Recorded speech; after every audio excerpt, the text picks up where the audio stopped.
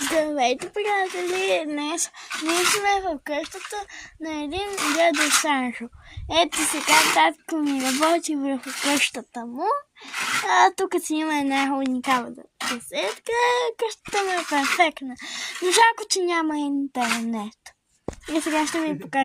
Ето го, тати! Как прави къщата му? Кажи здравей! Ето вижте, десетката си е тук, къщата му е там е тоалетната, тук е кухнята, спалнята, татко ми и аз тук. Ето моя мама идва.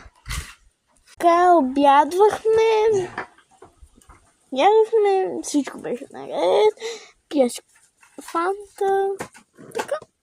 Чао, ще се видим скоро. Чао!